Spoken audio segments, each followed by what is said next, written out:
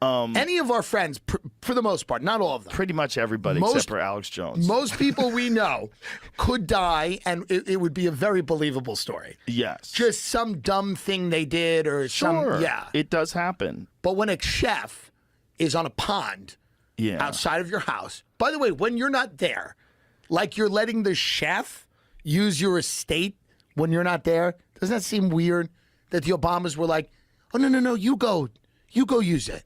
Yeah, that $11 million house we have in Martha's Vineyard, you use it. Doesn't that seem odd? Well, if the house is that big, though, it probably has a guest house. If they were there, it makes sense. He's cooking for them. But weren't they on the island, though? I don't know. But I think they're saying they were on the island. The problem is we can't have access to the recordings. The 9/11 calls, because you'll hear satanic sounds in the background. Yeah, of course, right. You hear well, there was also screams weird stuff with the police log with that, where they didn't gongs. They didn't fill it out immediately. Oh, really? Yeah, I mean, there's shady stuff. But listen, here's the reality: if you're the Obamas and you can't kill someone you want, what is the point? Literally, what is the point? But imagine if you're the Obamas and your friend just fucking drowns. Yes. I mean... And you didn't have anything to do with it. Maybe That's he unfortunate. had a reaction to some medication. Poison that you gave him, yes. Or maybe it's some medication that a lot of people took. And to me, and I'm he has like... a heart attack. A lot of people near these people die. That's my only thing. Yeah. Like, if you're like a dog walker for the Clintons, or you're like a chef, like...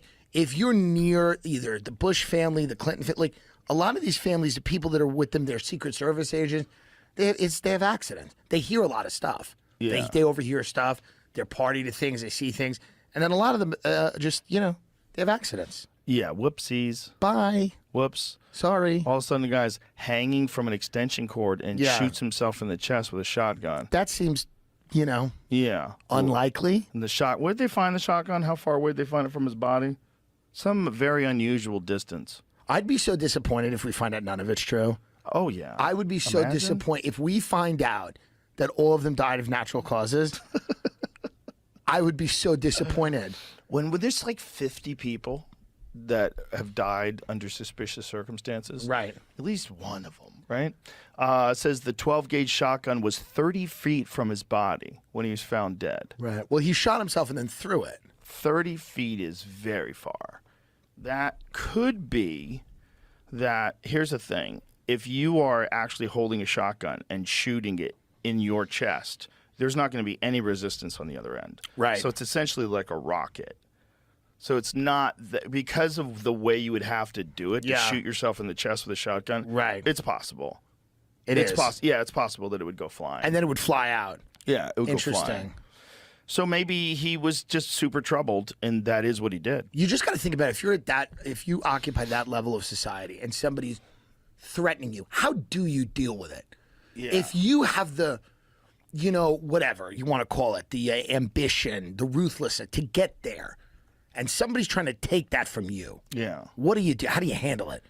You try to blacken their name in the press. You try to besmirch them. And if that doesn't work, what do you do? Do you just say, okay, I guess we're just going to get taken down by a scandal? Or do you just say, hey, we got to take care of this? I think it really depends on who you are and what kind of access to people you have. I can't imagine anybody getting to that level of society. Right. And letting themselves get taken down by someone far below them. Right. Usually when those families get taken out, they're taken out by like an equal. Someone at their level, right? But when someone far below you that you could get rid of, or, it's like that guy outside of that restaurant in L.A., Austria Mozza and Melrose and Highland, whose car just went into a... Yeah. It's like things like that happen. And of course, maybe he was drunk and just decided to go 150 miles an hour. You're talking about that journalist. Michael Hastings, yeah. Things like that happen and they're weird. And you say to yourself, like, did you piss the wrong person off?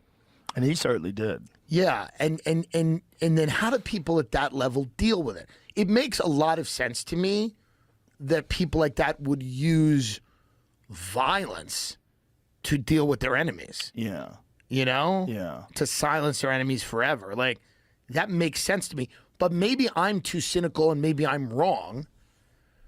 I don't know. But it would make a lot of sense to me that there'd be a meeting. I think the people would meet and they'd go, yeah, we got to take care of this. We can't allow this to become a thing. Yeah. You know? And that's how they've done it throughout history. Right. I mean, that's what they did when they got rid of JFK. That's what Lizzo should have done with those bitches. But those bitches who turned on her because she was trying to help them. First of all, that's not even a character. Like, you don't get to be a fat backup dancer. That doesn't exist. It's not real. Lizzo made that category of person. She made it. And then they turned on her. That's crazy. What is she accused of? Fat shaming them, making them rehearse, making them stand up. That's what their version of fat shaming is. Making them stand up and walk onto the stage. Making them rehearse, taking them to a sex club in Amsterdam where the performers are shooting bananas out of their pussies because this is what happens. And Lizzo's like forcing them to touch the nude performers and force one of them to eat a banana that came out of the vagina of a performer, dancer in the sex club. Lizzo makes the girl, she's like, eat the banana. And then the girl gets really angry at that. But supposedly, Lizzo was just abusing her power. This is what they're all saying. But I don't know if I buy that. I think it's bitter people, maybe, that are angry. Because they all look like Lizzo. This is what's going to drive them nuts. They look exactly like her. And she's worth $40 million, and they're probably getting paid shit. So they're in the background every night dancing. And it ain't easy. It's fun to be on that TV show that she had, but then you have to do it every night. And they're icing their joints. You know, it's hard. They're in the trailer. It's fucking tough. Lizzo had to start getting on some of them, going like, you got to tone it down. You know, it's becoming a problem. You know, the weight is becoming a problem.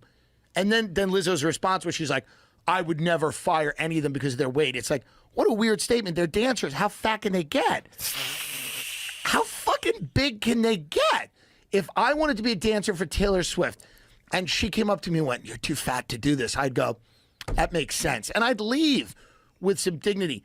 But these women, Lizzo has them on stage, she has them dancing, and then all of a sudden, you know, she's abusing or making them do weird shit. And they all are now suing her, and her streaming has slowed down big time. The ads, you know how it is. It's a big cancellation.